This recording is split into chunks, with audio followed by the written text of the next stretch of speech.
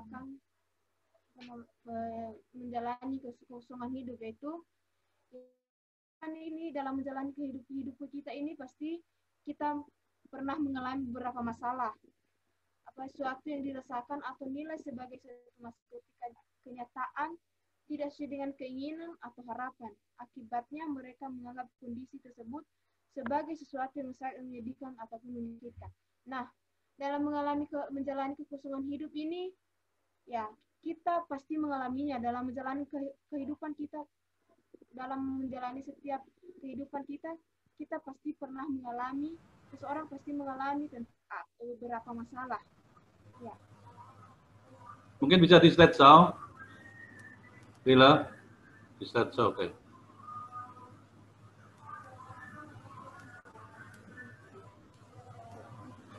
Oke, ya. Selanjutnya, pengertian tentang kekosongan hidup. Ya. Yang pertama, yang kita harus ketahui itu gamma atau tidak punya tujuan.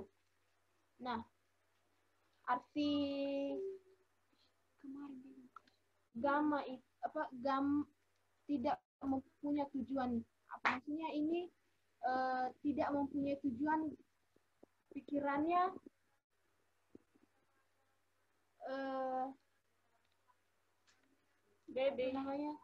tidak, ketika dia, contohnya ketika di dalam rumah, dia di dalam sebuah rumah, dia tidak tinggal di satu rumah, terus dia sampai di rumah, dia tidak tahu apa yang harus dilakukan, dalam satu rumah, di dalam rumah itu. Dia juga mau jalan ke tempat temannya, tapi kemarin sudah dia mau dia nggak ada tujuan untuk melakukan sesuatu itu. Yang berikutnya adalah perempuan lebih rentan. Nah, ini maksudnya lebih rentan ini mudah terkena penyakit atau mudah terkena penyakit seperti stres, depresi. Nah, perempuan itu sangat mudah untuk terkena penyakit seperti depresi, stres. Nah, faktor atau penyebab. Nah, di sini ada beberapa faktor atau penyebab dari stres atau depresi ini. Yang pertama,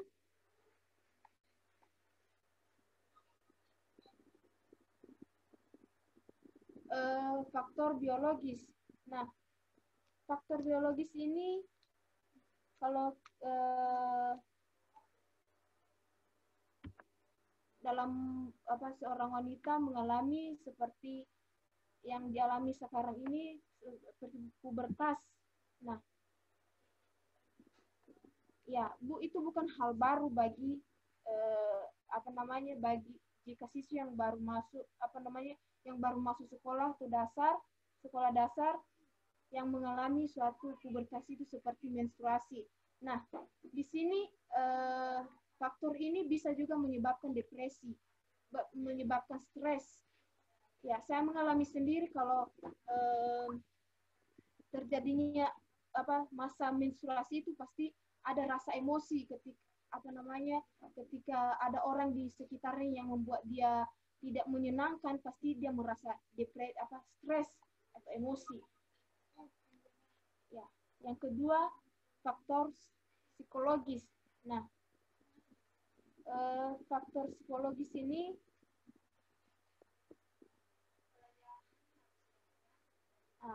ini wanita yang mengalami ragam fase kehidupan yang dapat mempengaruhi kondisi psikis mulai dari pendidikan, karir, menikah, memiliki anak, hingga proses pembesaran anak.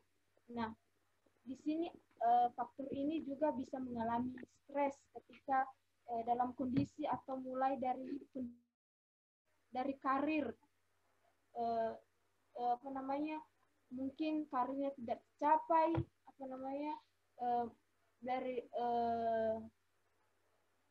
seperti dalam keluarga juga, seperti orang tua yang memiliki seorang ibu yang memiliki anak, ketika anak-anaknya itu dalam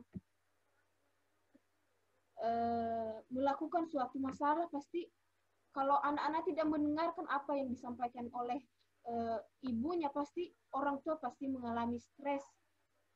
Bagaimana cara untuk mengatasi anak tersebut? Nah, yang berikut faktor sosiologis.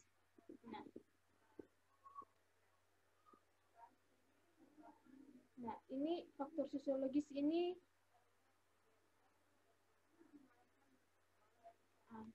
seperti yang meski dikelilingi oleh teknologi yang serba canggih, namun nilai-nilai yang dipegang oleh remaja saat ini masih merupakan nilai-nilai konvensional, banyak yang lebih cenderung fokus pada penampilan dirinya. Nah, ini bisa terjadi pada remaja, pada masa remaja yang hanya kebanyakan cenderung atau fokus dalam dirinya sendiri. Ya, dalam kehadiran sosial media sosial membuat mereka semakin sering membandingkan diri dengan orang lain. Nah, dengan adanya medsos ini atau media sosial ini, pasti anak perempuan itu membanding-bandingkan dirinya dengan orang lain. Ya, membanding-bandingkan dirinya dengan orang lain. Jika hal itu terjadi, ada beberapa kemungkinan ya yang bisa terjadi. Ya, jika hal itu terjadi, ada dua kemungkinan, yaitu mereka akan alias menjadi yang terbaik. Nah, yang kedua, mereka akan mengelabui publik untuk menjadi yang terbaik, misalnya menggunakan teknologi yang membuat mereka tampak sempurna dalam foto. Nah, di sini mereka mulai berjuang untuk menjadi yang terbaik di dalam media sosial. Ya, mereka mencari cara bagaimana biar mereka lebih baik dalam di media sosial. Ya, mereka membuat diri mereka tampak lebih sempurna. Ya. Berikutnya empathiness syndrome. Ya, ini juga artinya kalau diartikan ini sindrom sarang kosong. Nah, ini sindrom sarang kosong ini maksudnya perasaan sedih atau kesepian yang mungkin dirasakan orang tua ketika anak-anak mereka meninggalkan rumah untuk pertama kalinya, seperti untuk kehidupan sendiri, untuk kuliah, untuk universitas. Ini bukan ya. Di sini maksudnya empathiness syndrome ini yaitu sindrom atau sarang kosong. Ya, yang memiliki perasaan sedih atau kesepian. Ya, contohnya saja orang tua. Ya, yang dirasakan orang tua ketika anak-anaknya itu pergi atau keluar kota untuk melanjutkan sekolah, untuk kuliah. Ya, contohnya saja dalam keluarga saya. Sebelum saya ke sini kan ada adik saya yang terakhir itu pergi, kan ada yang terakhir itu anak kesayangan nggak bisa berpisah dari orang tua. Nah, pada waktu itu adik saya itu pergi dan saya lihat mama saya itu kayak tidak tidak menerima, tidak mau sebenarnya kepergian adik saya untuk sekolah di Jakarta. Ya, dari semua itu mama saya kayak mau emosi tapi mau nangis. Nah, itu dia sedih karena dia terpisah dari anaknya yang terakhir, apalagi yang terakhir. Nah, itu yang contohnya yang empathiness syndrome ini, mengalami sedih atau kesepian. Nah, gejala dan efek. Gejala dan efek ini dapat berupa depresi, kehilangan tujuan, perasaan ditolak atau khawatir, stres, dan kecemasan atas kesejahteraan anak. Orang tua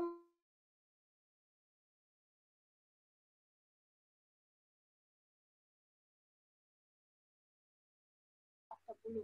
Nah, orang tua juga bisa mengalami depresi, memikirkan anaknya itu, apakah anaknya itu bisa mandiri di sana ketika dia tidak ada di samping saya, ketika dia pergi sekolah di tempat yang lain, apalagi jauh sekali dari samping mereka. Mereka berpikir seperti itu. Maka ya efeknya akan berupa depresi, apa namanya, dia kehilangan tujuan. Seperti mama saya waktu adik saya pergi itu, dia mau mau tonjol itu tembok, mau tonjol tembok, ya bagaimana, adik saya sudah pergi, ya sudah sudah selesai dari situ, sudah perasaan kehilangan tujuannya pada saat itu pertama sekali adik saya pergi. Ya, itu gejala-gejalanya.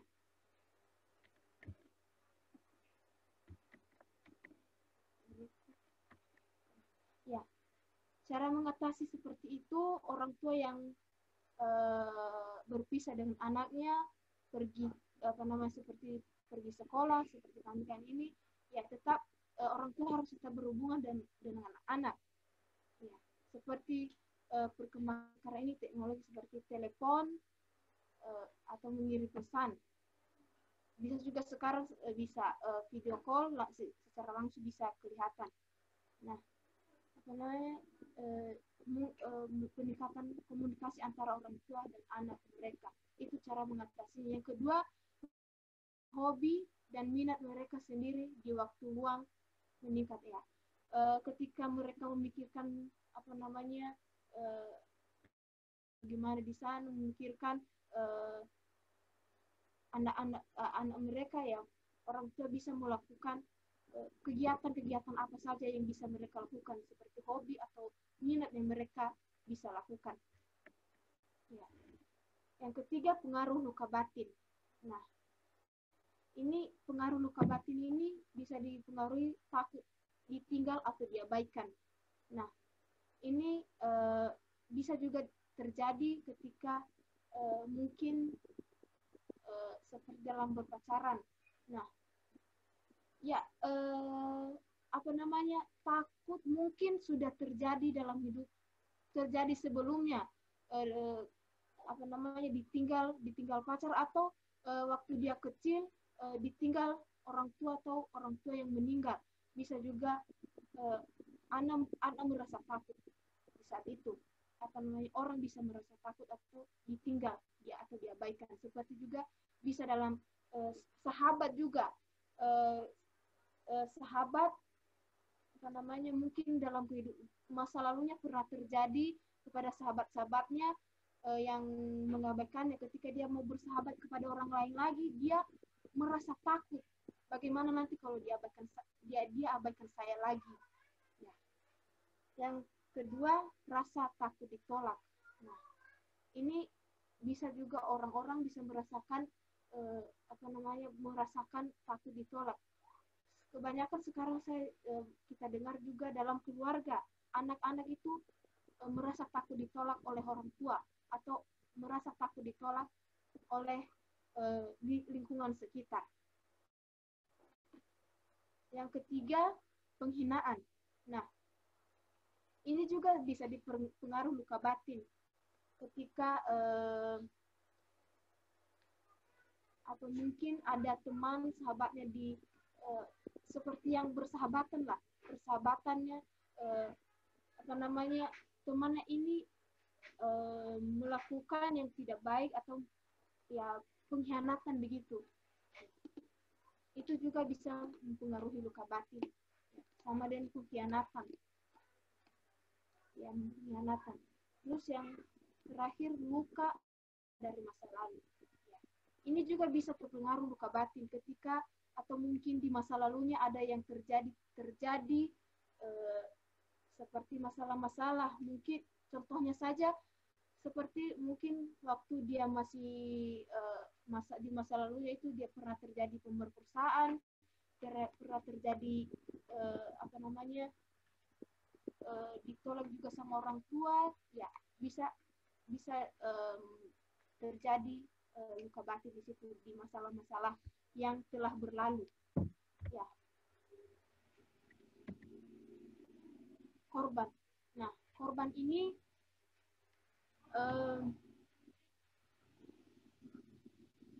Ya, pasti kita pernah pasti kita pernah dengar yang namanya korban ini. Ya, baik entah korban entah traumatis, tidak yang mengubah peristiwa hidupnya. Mengubah peristiwa hidupnya. Itu terjadi pada waktu mungkin terjadi pada waktu kanak-kanak orang tua bercerai misalnya, ya, atau salah satu dari orang tua mengalami kecelakaan, atau mengalami kekerasan, pemerkosaan, mengalami hal-hal yang tidak menyenangkan, tidak nyaman pada waktu dulu, ya. Itu juga yang dinamakan korban ini, korban yang mungkin dari mengalami kecelakaan, orang tua yang mengalami kecelakaan. Ya. Proses untuk membantu seorang korban atau yang menghadapi masalah itu server, ya, artinya itu bertahan hidup, ya, tetap bertahan hidup. Yang kedua bersyukur, ya, selalu bersyukur. Yang ketiga berdamai. Di sini yang berikutnya cara mengatasi masalah hidup.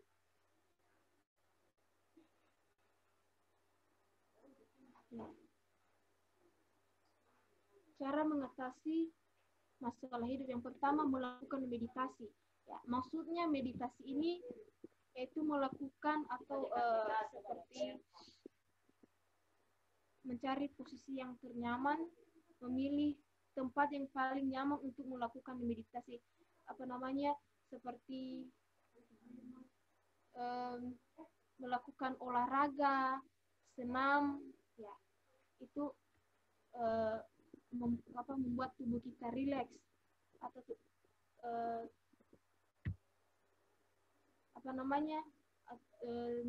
mengambil sikap, cara mengambil sikap tutup mata dan sambil menapas lewat hidung lalu menghembuskan perlahan-lahan, yaitu melakukan meditasi.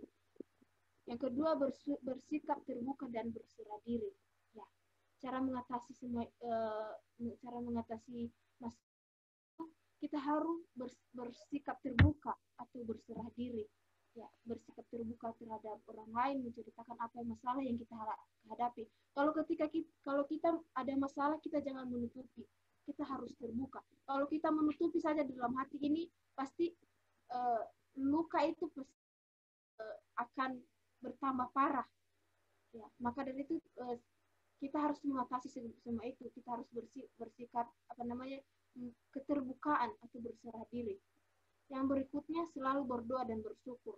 Ya, dalam setiap masalah yang kita hadapi, kita harus selalu berdoa. Kita jangan lupa untuk berdoa dan bersyukur kepada Tuhan. Yang berikutnya menghadapi rasa takut. Nah, ketika kita ada kegelisahan, merasa takut, kita harus mengatasi itu. Kita harus menghadapi rasa takut itu. Ya, ketika kita mungkin kalau kita berjalan di gelap-gelap, ya, di malam gelap itu pasti kita merasa takut. Mungkin kita dalam hati itu merasa di gelap itu pasti ada ya seram-seramnya. Ya, di situ kita harus menghadapi rasa takut. Kita harus menghadapi. Kalau kita tidak menghadapi itu, maka kita akan apakah masalah dalam hidup kita itu tidak akan bisa terselesaikan. Ya. Yang berikutnya mengingatkan optimisme. Ya. Optimis inilah paham keyakinan atas segala sesuatu. Artinya paham keyakinan atas segala sesuatu dari segi yang baik dan yang menyenangkan, dan sikap selalu mempunyai berharap baik di segala hal. Ya, kita harus mengingatkan optimisme. Kita harus paham atas keyakinan dari segala sesuatu atau dari segi yang baik, yang menyenangkan dan sikap yang mempunyai yang sikap mempunyai harapan yang baik. Yang terakhir, melihat sudut pandang yang lain. Ya, kita harus melihat sudut pandang dari masalah-masalah kita. Ya, melihat apa masalah yang kita hadapi. Kita jangan melihat dari masalah yang kita hadapi itu melihat dari sudut pandang yang lain. Kita dalam masalah kita jangan harus berpatokan dengan masalah yang terjadi.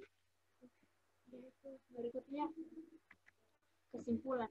Nah, saya ambil dari ayat-ayat Alkitab di sini.